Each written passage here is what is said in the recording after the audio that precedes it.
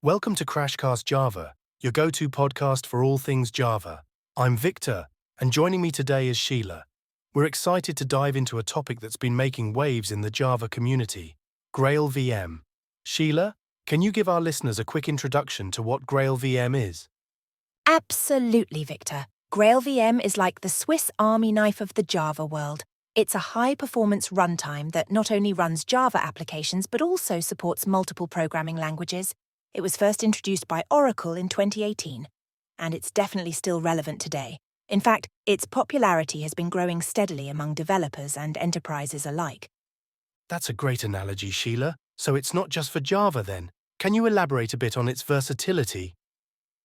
You're right, Victor. While GraalVM is built on Java, it supports many other languages like JavaScript, Python, Ruby, and even C and C++. This means developers can mix and match languages in a single application, which is pretty powerful.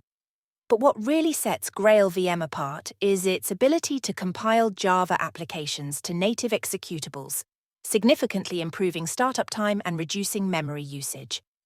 That sounds impressive. I can see why it's gaining traction.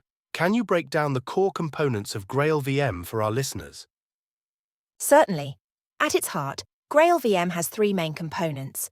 First, there's the Graal compiler, which is a just-in-time JIT compiler written in Java. Then we have the Truffle framework, which allows for the efficient implementation of programming language interpreters. Finally, there's the native image technology, which ahead of time compiles Java code to a standalone executable. Thanks for that breakdown, Sheila. Now, I'm sure our listeners are wondering about the real-world benefits of GraalVM. Can you share some use cases or examples of companies using it? Absolutely. One great example is Twitter. They've been using GraalVM to reduce the memory footprint and startup time of their services. Another is Airbnb, which has leveraged GraalVM's Polyglot capabilities to run Ruby code alongside their Java services. These companies have seen significant performance improvements and cost savings as a result. That's fascinating. It seems like GraalVM offers some serious advantages over the traditional JVM. Could you compare the two for our listeners? Sure thing, Victor. The traditional JVM has been the backbone of Java applications for years, but GraalVM takes things a step further.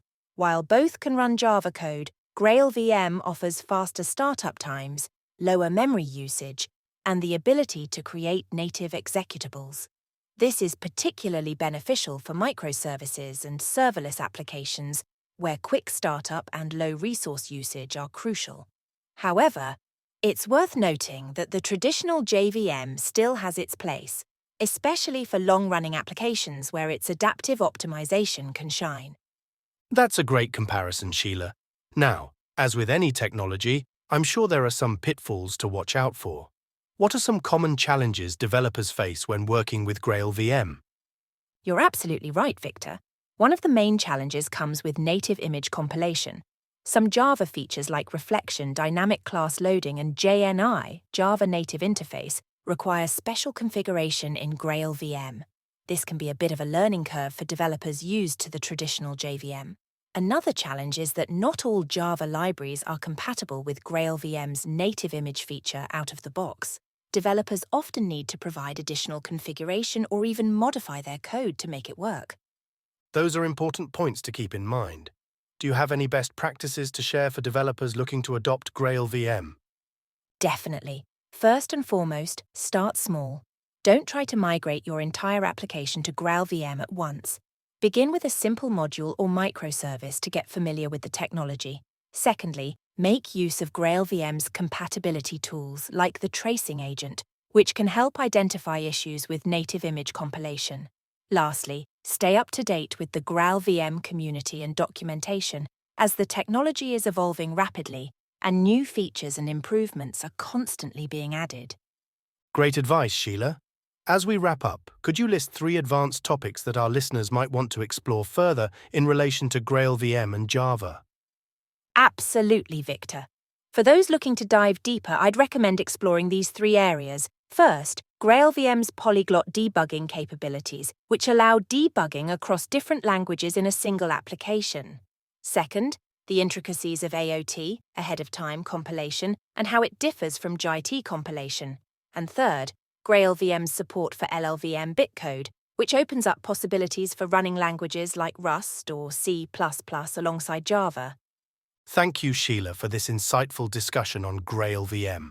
To our listeners, we hope you found this episode informative and engaging.